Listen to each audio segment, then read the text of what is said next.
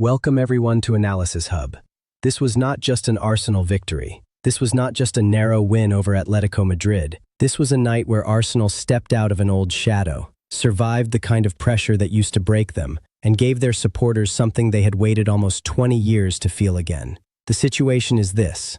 Arsenal beat Atletico Madrid by 1-0 at the Emirates Stadium, won the tie by 2-1 on aggregate, and reached the Champions League final for the first time since the year 2006. On the surface, the story is simple. Bukayo Saka scored. Arsenal defended. Atletico Madrid pushed. The final whistle came.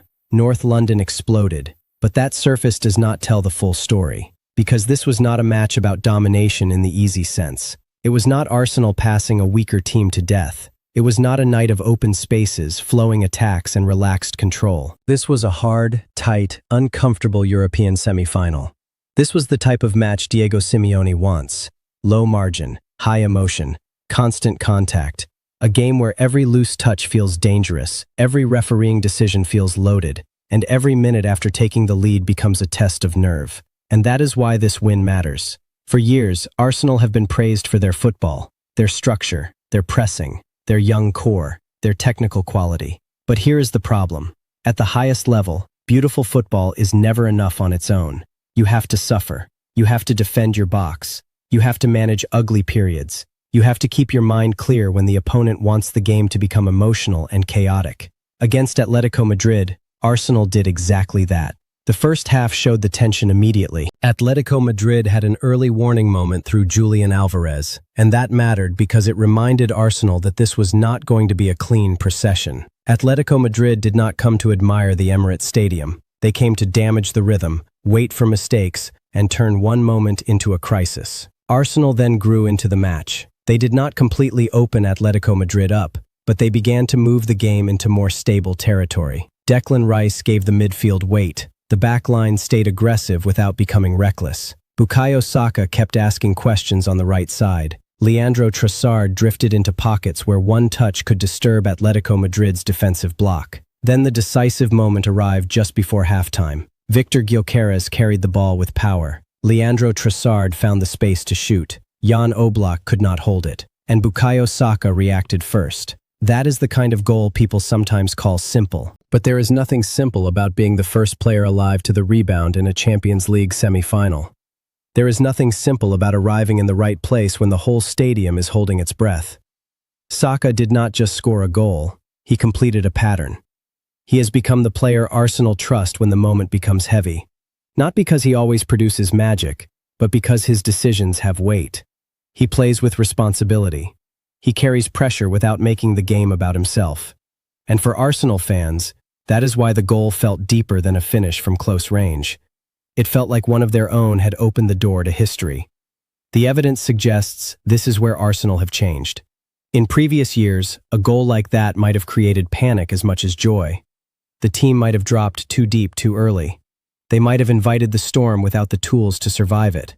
But this version of Arsenal understood the next part of the match. Scoring was only the first job. Protecting the meaning of that goal was the real test, and Atletico Madrid made sure that test was serious. In the second half, the Spanish side pushed higher. Antoine Griezmann tried to drag the game toward danger. Giuliano Simeone had a major moment when a mistake opened the pitch and Arsenal suddenly looked exposed. David Raya had to stay alert. Gabriel Magalhaes had to defend as if one action could decide the season. William Saliba had to recover from uncomfortable moments and keep his concentration. This is where the match became emotional for Arsenal supporters. Not because Arsenal were cruising, but because they were not. Every clearance carried a sound. Every duel felt like a small final. Every blocked pass made the crowd rise again. There is a special kind of joy in watching your team attack beautifully. But there is another kind of joy, a more nervous and powerful one, in watching your team suffer together and refuse to collapse. That was the Emirates Stadium in those final stages. It was not just celebration, it was release. It was years of frustration pressing against every second. It was the memory of near misses, painful exits, and seasons where Arsenal were told they were close, but not close enough. It was fathers and sons, old supporters and young supporters, people who had never seen Arsenal in a Champions League final, all feeling the same thing at the same time. This is why football is not only about tactics, it is about what tactics allow people to feel. feel. But here is the problem for any team trying to become elite. Emotion can lift you, but it can also swallow you. Atletico Madrid understand that better than almost anyone. They know how to turn contact into complaint, complaint into pressure, and pressure into doubt. There were penalty appeals. There were arguments. There was frustration from Diego Simeone. There were moments where both sets of players felt decisions could have gone another way. Arsenal had to live inside that noise, and they did. That is important, because a young team can sometimes confuse injustice with panic. They can spend too long thinking about the referee, too long reacting to the opponent, too long chasing the emotional side of the match. Arsenal did not fall into that trap. They complained when they felt they had to, but they kept returning to the structure. They kept defending the space. They kept making Atletico Madrid work for every yard. That is maturity. The situation around the match also added another layer. Reports of fireworks near the Atletico Madrid team hotel before the game gave the night a hostile edge before kickoff. Then the match itself brought more tension, more contact, more frustration. It all fed into the same atmosphere. This was not a clean football match played in silence. It was a full European battle, with pressure before the whistle, pressure during the match, and pressure after every decision. And Arsenal still came through. For Mikel Arteta, this matters enormously. His project has often been judged through progress, but progress is not the same as proof. You can improve and still fall short. You can build a young team and still not know whether they can survive the highest pressure. This match gave Arsenal something different. It gave them evidence. Evidence that the team can protect a lead against elite European opposition. Evidence that the defense can carry the club when the attack does not flow freely. Evidence that Saka is not just a star boy, but a senior figure in decisive moments. Evidence that Declan Rice is more than a midfielder. He is part of the emotional spine of the team. Evidence that Gabriel Magalhaes and William Saliba are not just talented defenders. They are the foundation of Arsenal's European identity. That identity is changing. Arsenal are no longer just trying to prove they belong in the conversation. They are now inside the conversation. And this is where the story moves from one match to the whole club. A Champions League final is not only a reward, it is a demand. It raises the standard. It changes the way opponents look at you. It changes the way your own players look at themselves. It changes what the fans expect next. That is the burden of success. For Arsenal supporters, the joy is real, and it should be enjoyed. They have every right to feel proud. They have every right to sing, to celebrate, to look at Budapest and believe something historic is possible. This was a night that belonged to them as much as to the players. They pushed the team through uncomfortable minutes. They turned anxiety into noise. They turned the Emirates Stadium into a place where Atletico Madrid could feel the weight of Arsenal's history returning. But serious analysis requires one more step.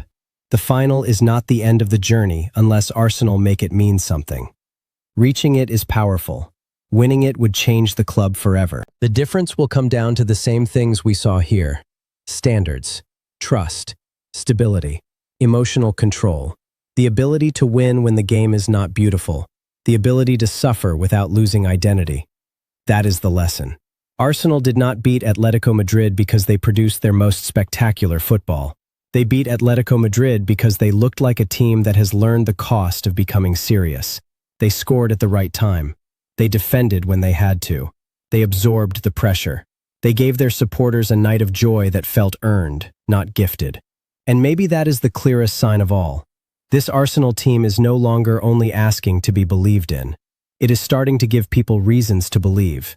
Not through noise, not through hype, but through evidence, through control, through resilience, through moments when the whole club seems to stand on the edge of fear, and this time does not fall. For the fans, this was happiness. For the players, this was proof. For the club, this was a standard. And for the future of Arsenal, that may be the most important victory of all.